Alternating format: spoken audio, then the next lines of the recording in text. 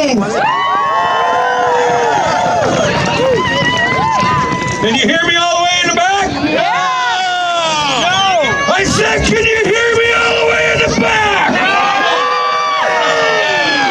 That's right, my name is Patrick King and I came all the way out from Alberta, but it has not been the first time I've been here. Nope.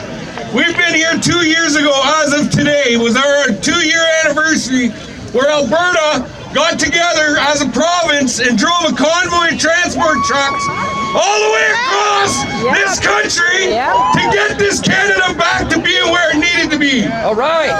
Guess what happened? Nothing. We did all of that for nothing. Now they're telling us you gotta be good people. You gotta wear a mask. You know it's about a pandemic, but you can't go to work. Well, now we're getting hit again. Now everybody in this country is standing back, getting hit left and right.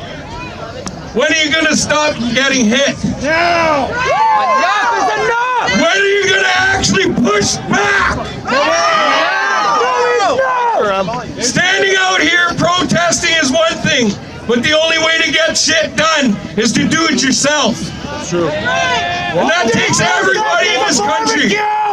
And unfortunately, we are still a minority in this movement, but we are strong. It's going to take everybody's effort to do this. And I sit here today and I look at these buildings and I see what's out there, and I know 100% that these people are laughing at you. They're mocking you. They're sitting here looking at every single one of us going, ha ha ha, what are you going to do about it? We're gonna push you out. That's the question that we need to start asking everybody is, what are we going to do about it? Say no. We've tried private prosecutions. We've tried the U.S. MCA. We've attempted to bring in foreign governments to investigate our treasonous government. Nothing. We're on our own, folks. That's right. And until people realize that, we're not going to get anywhere. But unfortunately for me and some other patriots in Alberta, we're going to say goodbye. We're going to walk away from it and show you that we can do it on our own. Alberta's had enough, and it's not that we don't like you, but we're going to say goodbye. Because enough is enough, and every single other one of you in here should start thinking about doing the same thing and pushing your governments for the same thing. It's time for referendums. It's time for electoral reform. It's time for the people to actually have a voice, and if you're not going to do it, we'll do it ourselves. And under the law of the land, we can. Now for somebody else that I came out here with, I'm not alone. I flew somebody out with me from Alberta, and I want you to hear it from another perspective of how it is on the other side of the fence. Ladies and gentlemen, I want to introduce to you retired Corporal Sean Arnston from the Princess Patricia's PPCLI. Ladies and gentlemen, Mr. Sean Arnston.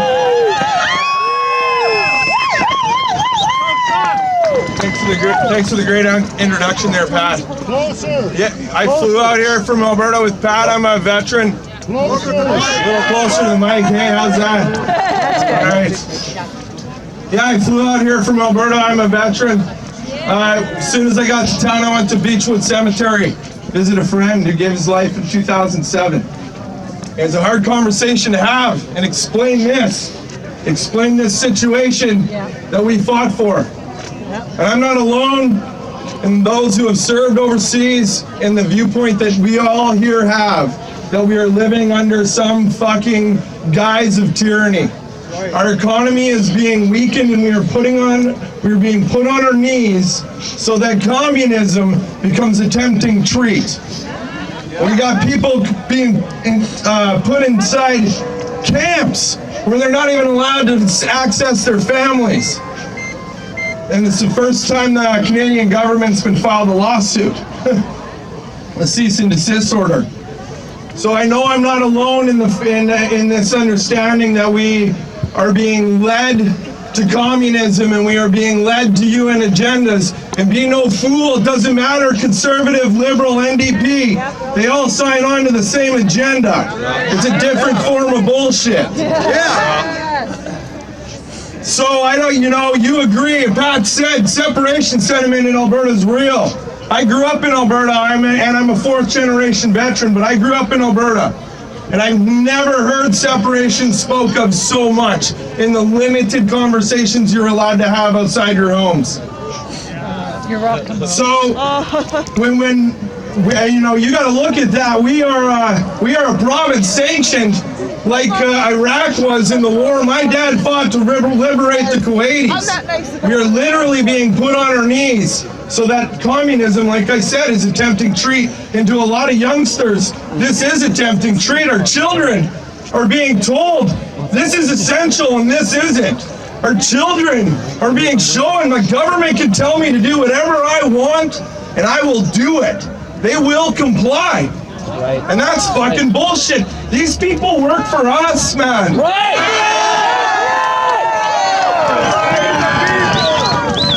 They work for us. Yeah. Governments are supposed to uphold our rights, not take them away, right? Right. Elect them all out of office, every one of them. Unfortunately, Trudeau's dad changed our constitution in 1982 to the Charter of Rights and Freedoms, which has an immediate loophole in Section 1. Go figure, we used to be under the British North American Act of 1867. If you're a gun owner, look it up, you'll love it. I don't know what else to tell you. You're here, you understand it. We need to do something. I have friends who have died for this. I'm literally, their life stopped at 24. That's 17 years ago. I think of the life I've lived since then and what they've missed, man. Do not forget what they gave you. That's right. That's right. Thanks for being here. Thanks for showing the support. And understand that separation's not a threat. It will be a referendum in 2 years. Equalization is already a referendum on municipal ballots in Alberta. And do not let CBC fool you. We want the fuck out of here.